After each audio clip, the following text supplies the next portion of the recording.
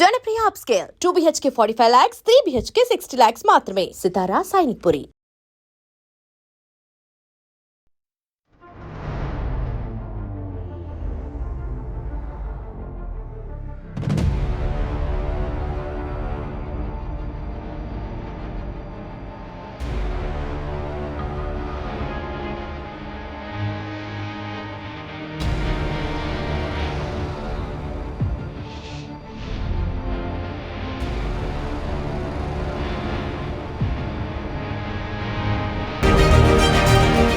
Hello views, welcome to iDreams media.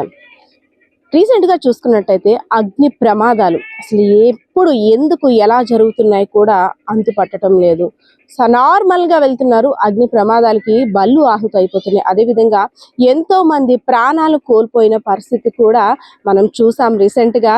ఏదో ఓ చోట అమ్మో నిన్న అయిందా, అమ్మో మొన్న అయిందా, అమ్మో ఈ రోజు కూడా అయిందా అంటూ కూడా ఎక్కడో దగ్గర అగ్ని ప్రమాదాలు సంభవిస్తూనే ఉన్నాయి.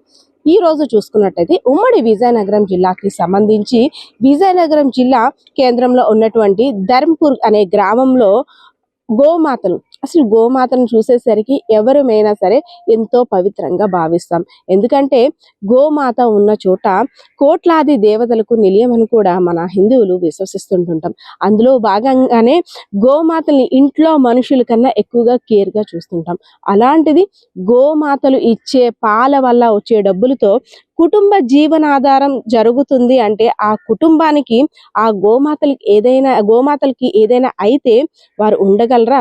కానీ కొంతమంది అగంతకులు, కొంతమంది కిరాతకులు చేసిన పనికి గోమాత నిండు శూలాలైనటువంటి గోమాతకి నిప్పు పెట్టి ఆ గోమాత ఉన్న షెడ్ను కూడా కాల్చివేశారు దుండగులు.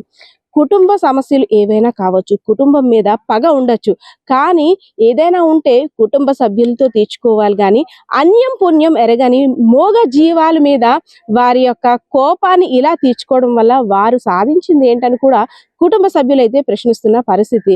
నైట్ అంతా బాగానే ఉంది, ఆవుల్ని పాకలో కట్టేశాం, తీరా తెల్లవారు చూసేసరికి పాకలతో పాటు ఆవులు కూడా తెల్లవారుజామున కాలిపోతున్నాయి, మా చేతుల్లో ఏమీ లేదు, మేమేమీ చేయలేని పరిస్థితి, మా ముందే అంబా అంబా అని అరవడం తప్పితే ఆవుని మేము పట్టుకోలేకపోయాం. అసలు అంటే మా కళ్ళ ముందు మా కుటుంబాన్ని పోషించే ఒక పెద్ద దిక్కు కాలిపోతుంది, మేమేమీ చేయలేని అయోమయ పరిస్థితిలో ఉన్నాం. సో ఇదంతా ఎవరు చేసినా పాపం మాత్రం ఊరికే పోదు. ఎందుకంటే మూగ జీవాల్ని హింసిస్తే అసలు ఏమొస్తుంది చెప్పండి? వాటికి ఒక అన్యం తెలుసా, లేదంటే ఇంకేమైనా ఒక మోసం తెలుసా, ఒక పాపం తెలుసా? అలాంటిది నిండు శూలాలుగా ఉన్నటువంటి ఆవు మీద కక్ష తీర్చుకోవడానికి, అదేవిధంగా కుటుంబ సభ్యుల మీద ఉన్న కక్ష కావచ్చు, రాత్రికి రాత్రే నిప్పంటించేశారు.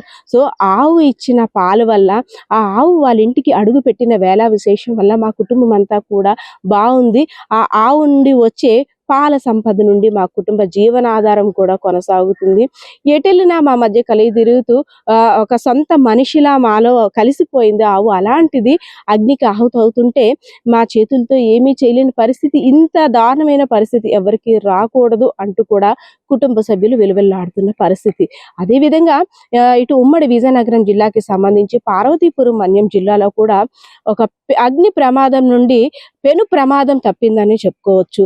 పొద్దున్న 6 గంటల నుండి దాదాపు 8 గంటల సమయం మధ్యలో పార్వతీపురం మన్యం జిల్లాలో ఒక ప్రైవేట్ స్కూల్ వద్ద ఆగి ఉన్న లారీ ఒక్కసారిగా మంటలు వ్యాపించాయి. ఎక్కడి నుండి వచ్చి అసలు ఏం జరుగుతుంది అక్కడంతా కూడా ఒక భయానిక పరిస్థితి. అక్కడున్న కాలనీ వాసులంతా కూడా అసలు ఏంటి పొగ, ఇంత పొద్దున్న అక్కడ ఏం వస్తూ ఉందో, అసలు ఏం జరుగుతుందో, ఏ ఇల్లు కాలిపోయిందో, దేనికి నిప్పు అంటుకుందో, షార్ట్ సర్క్యూట్ అయిందో కూడా తెలియని పరిస్థితి. ఎందుకంటే అక్కడ ఏమీ కనబడినంత డార్క్ అట్మాస్ఫియర్ అయితే అక్కడ క్రియేట్ అయిపోయింది. తీరా చూసుకున్నట్టయితే ఆగి ఉన్న లారీ యొక్క టైర్కి అంటే పైన కరెంట్ వైర్లకి షార్ట్ సర్క్యూట్ కారణంగా ఆ లారీకి ఉన్న టైర్లు దగ్ధమై కూడా చుట్టూ పొగలు కమ్మేసి అగ్ని ప్రమాదం సంభవించింది. సో వెంటనే అగ్నిమాపక అధికారులు కూడా అప్రమత్తమై మంటల్ని అదుపులోకి తీసుకువచ్చి పెను ప్రమాదం నుండి అక్కడ వాతావరణం అయితే తప్పించినట్టయితే కనిపిస్తుంది. ఎందుకంటే మరి కాసేపట్లో స్కూల్ పిల్లలు కూడా స్కూల్కి వెళ్ళడానికి రెడీ అవుతుంటారు. ఏదైతే ఆగి ఉన్న లారీ చక్రాలు ఏవైతే కాలుతున్నాయో, టైర్స్ మరి ఇంకాస్త మంటలు ఎక్కువైందంటే, ఆ మంటలు ఆహుతి కానీ ఎక్కువగా అయ్యిందంటే ఆ డీజిల్ ఏదైతే ఫ్యూయల్ ట్యాంక్ ఉందో, బ్యాటరీ ఉందో ఇవన్నీ కూడా బ్లాస్ట్ అయినట్టయితే అటుగా వెళ్ళే వారి పరిస్థితి ఏంటి, అసలు ఏం జరుగుతుందో. మొన్న కూడా పార్వతీపురం మన్యం జిల్లాలో బాంబ్ బ్లాస్ట్, అదే దీపావళికి సంబంధించి బాంబ్ బ్లాస్ట్ జరిగింది. ఇంకా అది కూడా ఇంకా తేరుకోలేదు. అప్పుడే ఇలానా, ఇంకా దేవుడి దయ ఉంది కాబట్టి ఎవరికి ఎటువంటి ప్రమాదం వాటిల్లా లేదు కాబట్టి ఊపిరి పీల్చుకోగలుగుతున్నామంటూ కూడా అక్కడ కాలనీ వాసులు తెలుపుతున్న పరిస్థితి. అధికారులు కూడా ఎలా అప్రమత్తం చేస్తున్నారంటే, బయటికి వెళ్ళేటప్పుడు 1-2 సార్లు వాహనాలని చెక్ చేసుకోండి. ఏదైనా అనుమానం వచ్చినా, లేదంటే ఎటువంటి డిఫరెంట్ స్మెల్ కానీ మీకు అనిపించినా వెంటనే వాహనం నుండి దిగి అలర్ట్ గా ఉండండి. ఎప్పటికప్పుడు వాహనాలను కూడా సర్వీసింగ్ చేయించుకొని బయటికి వెళ్ళేటప్పుడు అన్ని కరెక్ట్ గా ఉన్నాయో లేదో చెక్ చేసుకొని అప్పుడు బయటికి వెళ్ళండి. ఎందుకంటే బయటికి వెళ్ళిన తర్వాత ప్రమాదం సంభవించిన తర్వాత బాధపడే కన్నా ముందుగానే అలర్ట్ అవ్వడం మంచిది. సో ఓవరాల్ గా ఉమ్మడి విజయనగరం జిల్లాలో చూసుకున్నట్టయితే అగ్ని ప్రమాదాల వల్ల ఒక దగ్గర అయితే పెను అగ్ని ప్రమాదం నుండి తప్పించుకోగలిగితే, ఇంకో చోట కాలిపోయిన మూగ జీవాల్ని చూస్తూ కన్నీరు మున్నీరుగా విలిపిస్తున్న కుటుంబ సభ్యులను చూస్తుంటే ప్రతి ఒక్కరు కూడా అయ్యో పాపం మూగ జీవాల మీద ఎందుకంత కక్ష, ఆ దుండగులకు భగవంతుడు సరైన శిక్ష వేస్తాడు అంటూ కూడా చాలా మంది అంటున్న పరిస్థితి అయితే కనిపిస్తుంది. సో ఇది ఓవరాల్ ఉమ్మడి విజయనగరం జిల్లాకు సంబంధించి ఈ రోజు అప్డేట్ అయితే. కెమెరా పర్సన్ బాలకిషోర్తో పద్మ, ఐడ్రీమ్స్ మీడియా, విజయనగరం. మేము వీటి మీద బతుకుతామండి. మేము కూలికాలం 4 కాలము 2 పూటలు గడ్డి కోసుకొని వీటి మీద మేము అంతాను, వాటి మీద ఉన్నోళ్ళు మేము. మా పేరు రావజు రవణమ్మ అండి. ఆ కాలం పేరు పత్తిరామ అండి. వీటి మీద మేము అంతాను, ఏ కూలికాలం ఏటాలం వాటి మీద మేము బతుకుతాను. మరి ఎవరు కాల్చారో తెలియదు, ఎవరు ఎగ్గెట్టారో తెలియదు. రాత్రి 10 లోపు అయిపోయింది. 2 ఆవులు చనిపోయాయి, మొత్తం 3 చనిపోయాయండి. 2 ఆవులు కాలిపోయాయండి. పాల వ్యాపారం అండి మాది. మరి ఇంకేటి వెళ్ళమో ఆ పాల మీదే మేము బతుకుతాం. మా వేయట్లేదు, చాలా కాలిపోయింది మాది. ఆవిడ 3 పోనాయి, 2 కాలి తెలియదు.